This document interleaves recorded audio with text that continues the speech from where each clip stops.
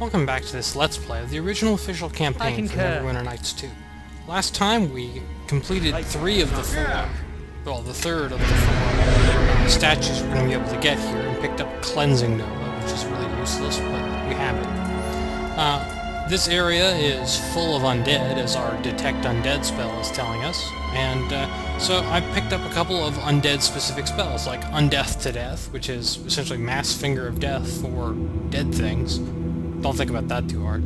And I'm also going to cast Mass Owl's Wisdom. Mass Owl's Wisdom is a fairly useless spell, but it does have one little perk. You can use it to increase the will saves of your party, since that's what Wisdom does.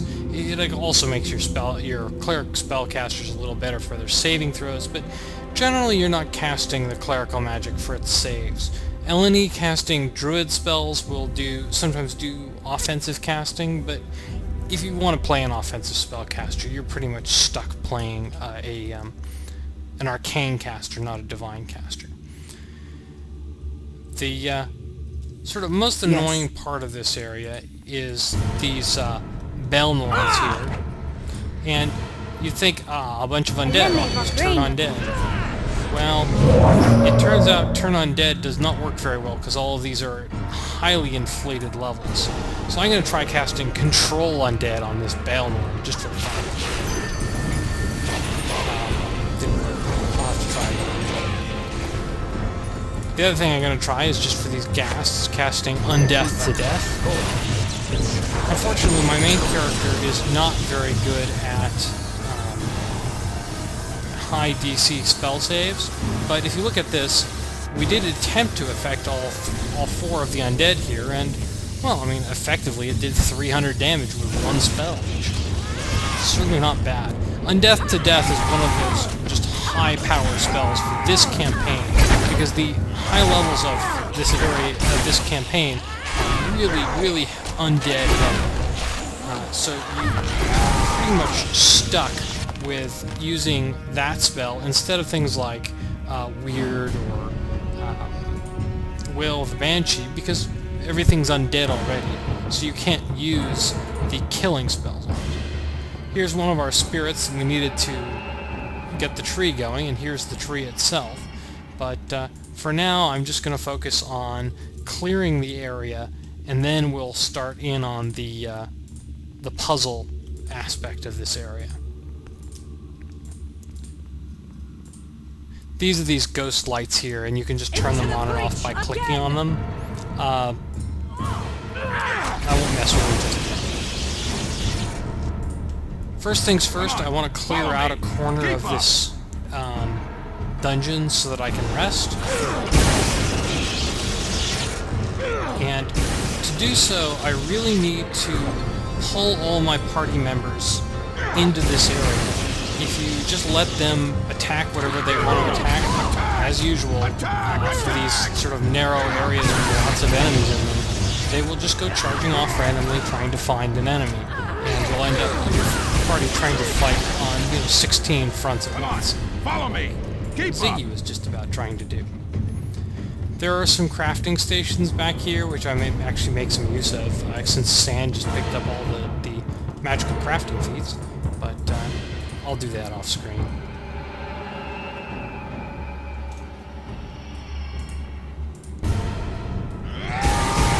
Now, I'm doing quite impressive damage here. One of Cassavir's spells as a paladin is this Bless Weapon, which increases your damage as a plus 2d6 divine damage versus undead. Unfortunately, my main character's one got dispelled, so I'm just going to have to deal with that. Here's another one of these Baelnorn. And let's see what I want to do.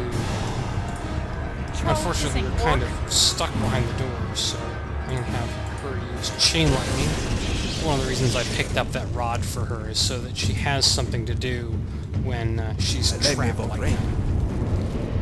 And I'll have Ziggy cast Word of Faith.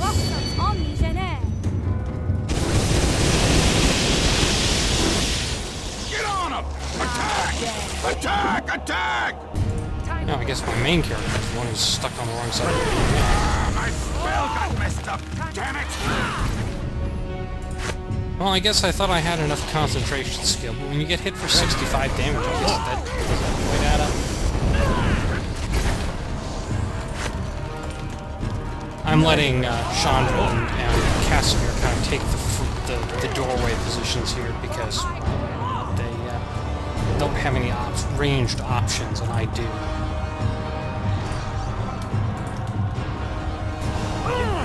At this level, or actually really more at level 16, it becomes much more valuable to use Flame Arrow than it does to use Fireball. Yeah, it's only one target, but it does more damage, it's more reliable, and it doesn't have these awkward side effects of nuking your party. Now, if you're playing without the friendly fire restrictions on, yeah, just go ahead and keep fireballing away, but actually, I don't know why I'm bothering casting a spell. I can just use the magic of the sweet science. Except I guess it's not Attack! These enemies will not stand against us. These enemies will not stand against us for long. Once more with feeling there, Casimir. They really needed to add a couple more, battle chatter lines to these party members, because they just say the same thing over and over. Is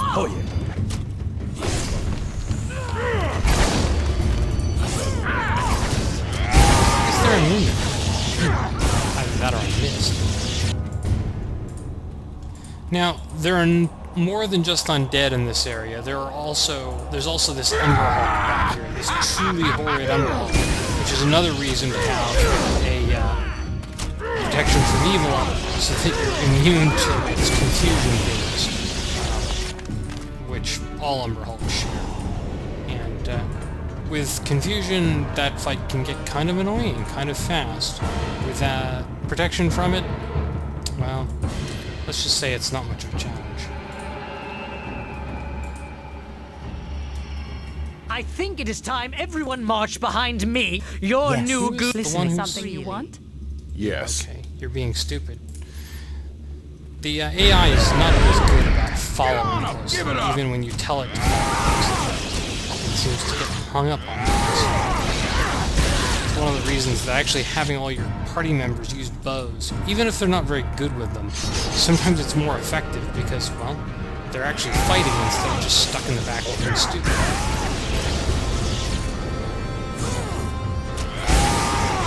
Try another turn Undead just for fun of it. As you can see, highest level of creature affected 14. Okay. Maximum hit dice creatures turn 24. These are 13 hit die ghasts, which means I can affect one of them with turn Undead. Not a very impressive showing, but hey, better than nothing. This Iron Golem here is obviously also not undead. To affect the Iron Golem, you really need to be using an adamantine weapon, which Bishop is using. Casimir is using. I've also cast a couple of buffs on it so that it's not just a vanilla adamantine warrior, but it gets the job done quite well. Now, as I'm rampaging through here, I'll point out their locations later. I'm freeing these spirits. So, I don't know, are we playing Soul Blazer or something? But,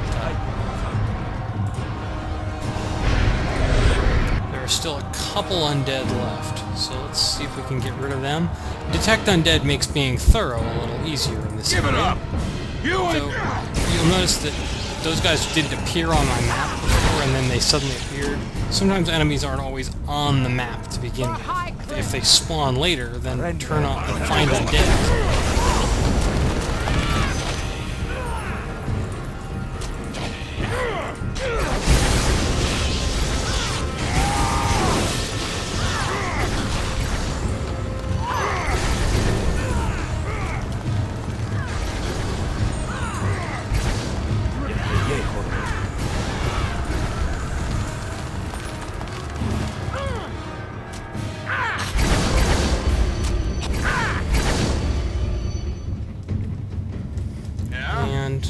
Something you want?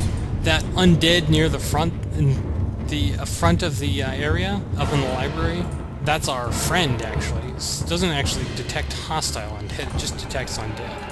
Oh good, another Veil. Give it up! You ain't got a chance!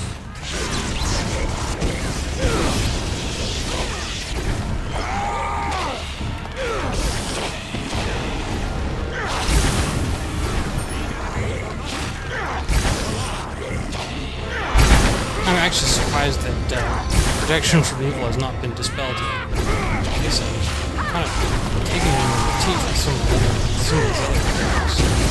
Like Castle can use laying of hands.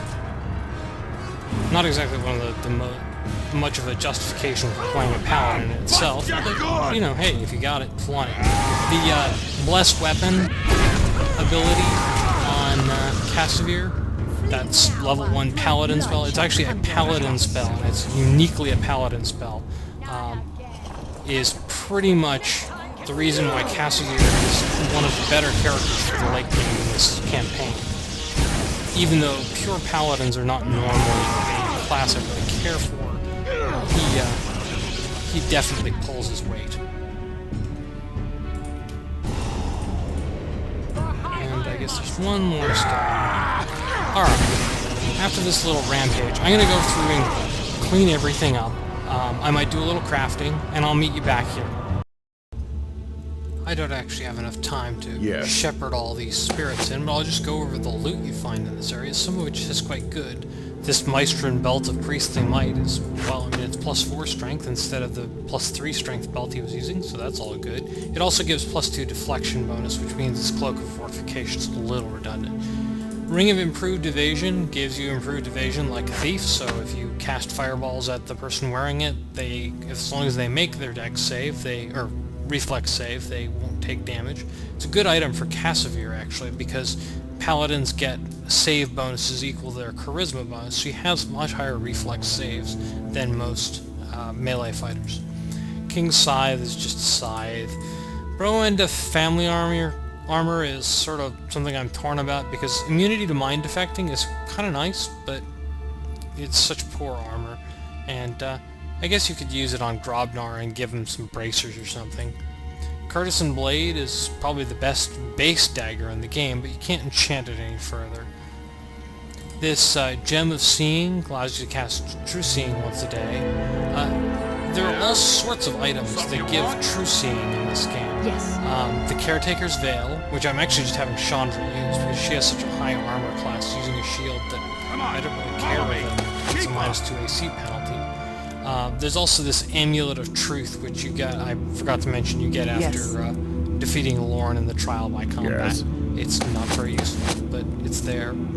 There are also 2 hammers here. This Hammer of Blasting is a fairly nice, it's +3, +1d6 damage, and on hit it casts the knock spell, which opens locks, which is really weird.